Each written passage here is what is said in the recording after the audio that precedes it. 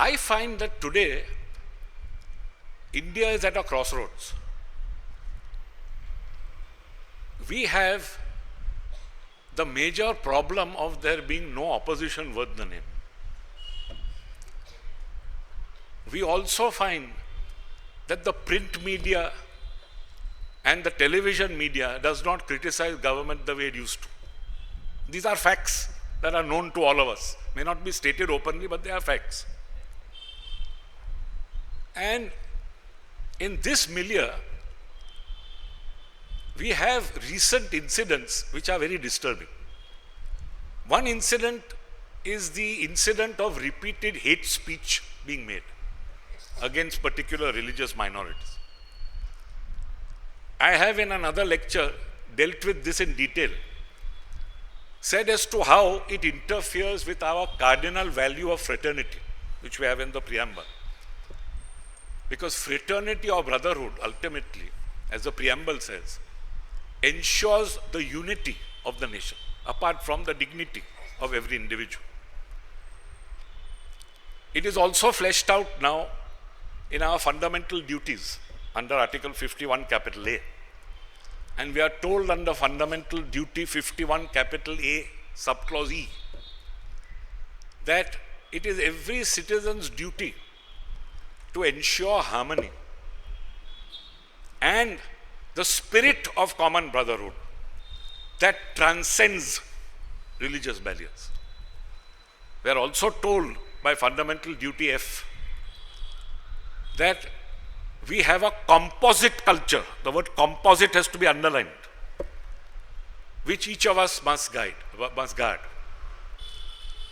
And I had suggested that apart from the penal code, which takes care of hate speech on the criminal side, citizens can now file suits in which not only do they claim injunctions against such hate speech, but punitive damages as well. So this is one major problem area when we come to freedom of speech in today's climate time. The other major area is an area where there are bans being imposed, followed by coercive action by the state. And I'm referring directly to the two BBC documentaries that have of late arrested our attention. The first documentary speaks of our present Prime Minister as Chief Minister of this state and what was done or not done in the Godhra riot time. The second documentary speaks of our Prime Minister as leading the nation today and playing divisive politics, is how the BBC puts it, and refers to the CAA amendment, Citizenship Amendment Act, refers to cow vigilantes murdering people, etc. Now, what in fact followed after banning these two documentaries, and I might tell you that banning something is almost certain to make many more people see it than others see it. Because you are banning something which is on the internet, which in any case is Hydra edit. You may say banned under YouTube, banned under X, banned under Y, but another Hydra will pop up and any one of these young gentlemen will immediately give you the BBC documentary on some other website.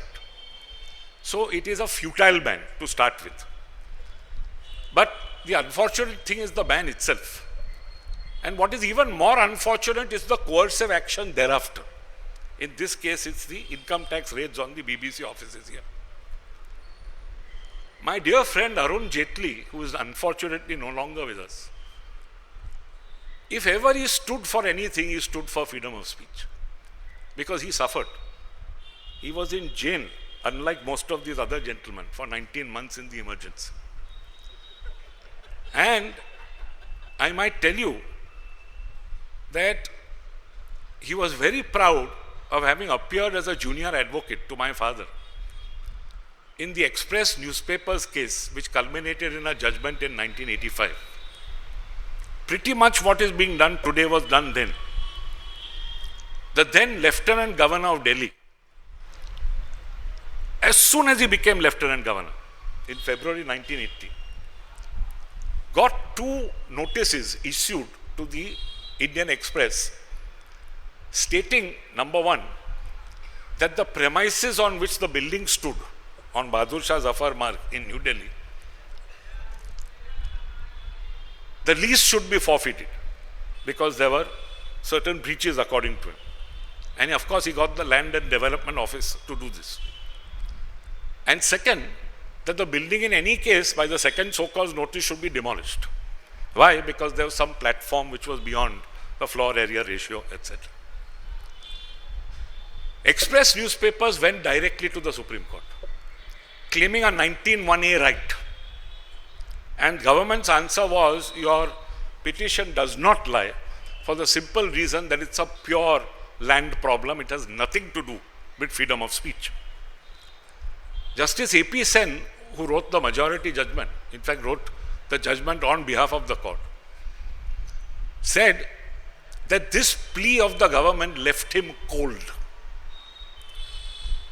He then went on to say that he had no doubt whatsoever that this was a mala fide action. He characterized it as mala fide because in those days, 1985, you didn't have this doctrine of chill effect, which we have now. And he said it's a mala fide action. There's no doubt whatsoever that the right of 19(1)(a) is being infringed, and struck down the notices on this ground alone. Justice Venkatramaya, who joined, said these notices are arbitrary, struck them down under Article 14. And the third learned judge, Justice Mishra, agreed with both.